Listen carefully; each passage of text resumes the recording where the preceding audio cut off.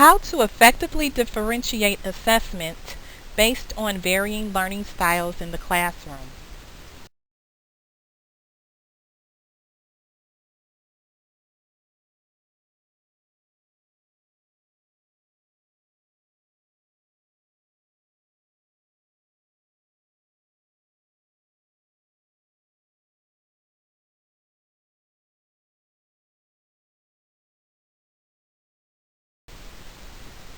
Differentiation is responsive teaching rather than one-size-fits-all teaching.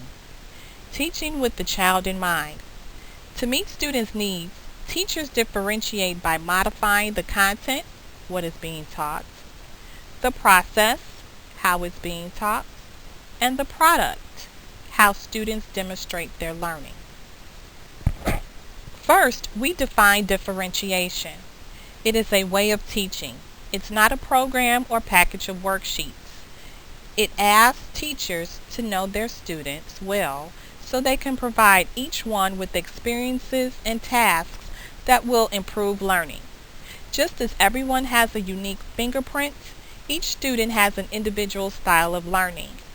Not all students in the classroom learn a subject in the same way or share the same level of ability.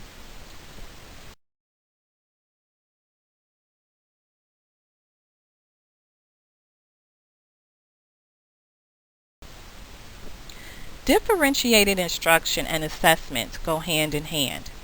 Assessment should focus on students' use of knowledge and complex reasoning rather than their recall of low-level information.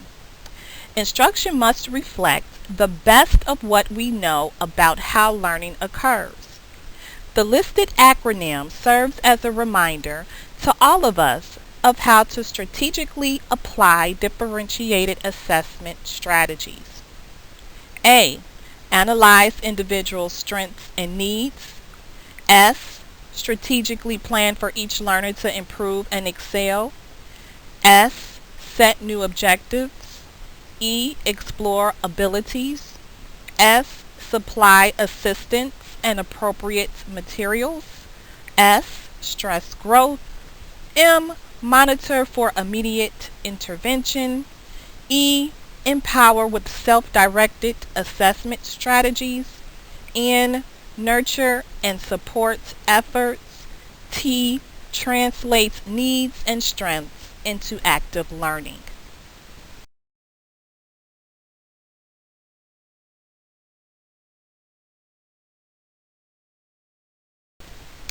It is essential to learn each student's learning style. Everyone processes and learns new information in different ways. There are three main cognitive learning styles. They are visual, auditory, and kinesthetic. Each preferred learning style has methods that fit the different ways an individual may learn best. When knowing each student learns best in your classroom, it is then when your assessment can be differentiated to meet the student's needs.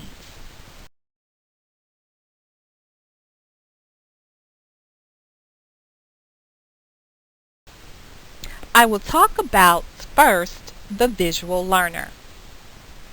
The visual learner learns best in the following ways.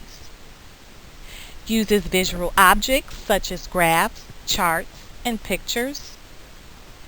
Can read body language well and has a good perception of aesthetics.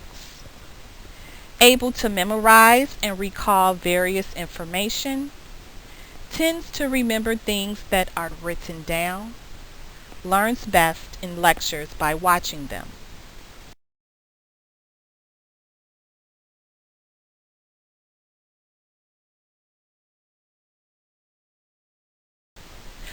The next learner is the auditory learner. The auditory learner learns best in the following ways. Retains information through hearing and speaking.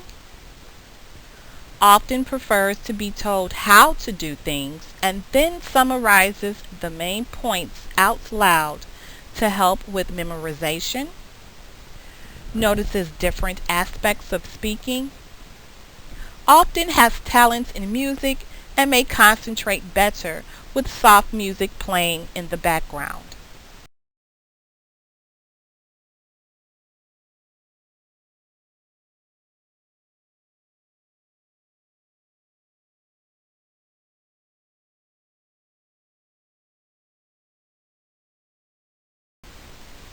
Lastly, the next learner is the kinesthetic learner. This learner likes to use hands-on approach to learn new material, is generally good in math and science, will rather demonstrate how to do something rather than verbally explain it, usually prefers group work more than others.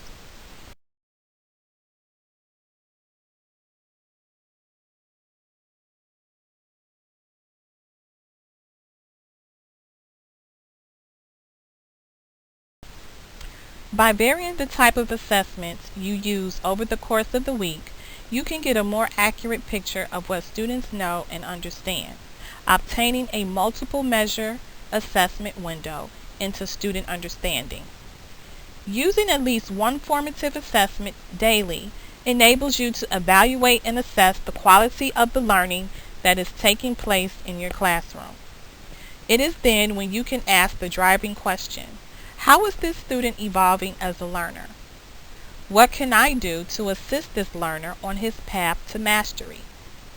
With the visual learner, the assessment strategies will be to offer option to use notes on test, offer option to highlight and underline key concepts during reading, offer the option to be the demonstrator or the speaker in group projects, have directions written down on paper or on board, offer a space for quiet time to complete assignments effectively.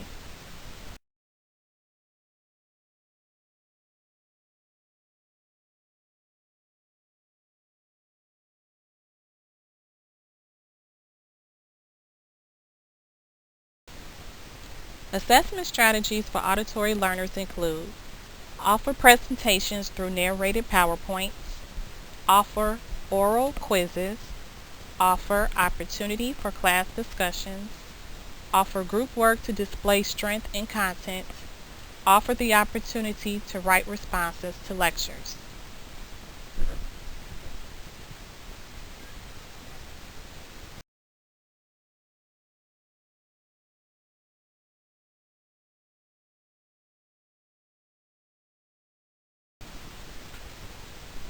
The kinesthetic learner likes to move around, trace and outline, act out concepts and stories, make models or do experiments, write or draw while listening, walk while talking, imagine themselves in the situation, examine and manipulate material. The most important reason for incorporating kinesthetic learning styles in the classroom is to accommodate all learning styles. When you know, as well as your students know, their individual learning style, it is then, when an assessment is given, they can choose which method or form of test best suits their needs.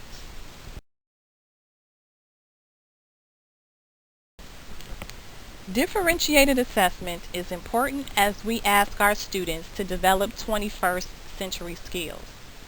Students need to learn facts that are critical to their content area, but they need to learn them in the context of solving academic or real-world problems. We need to prioritize teaching students how to learn facts as they analyze, apply, create, and evaluate them to solve problems. As we look at differentiated assessment, we need to keep in mind that we need to assess students' abilities.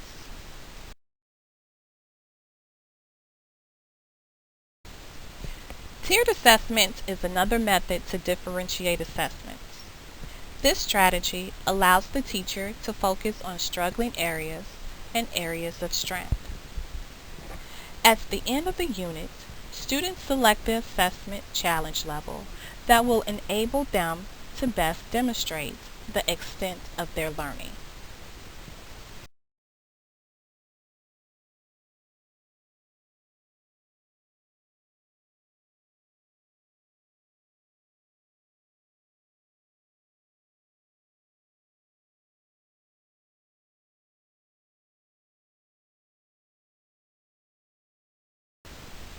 In this slide, here are the components of a tiered lesson.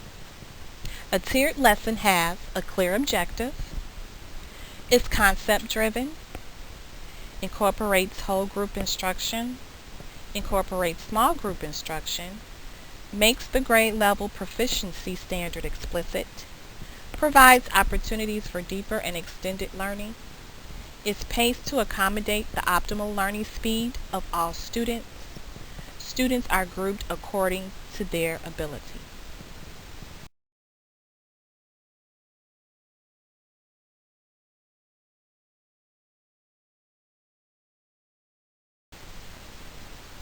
In closing, in order to ensure your students' testing outcomes reflect what they have been learning in your differentiated classroom, you must 1. Know your students, 2. Know how they learn, 3.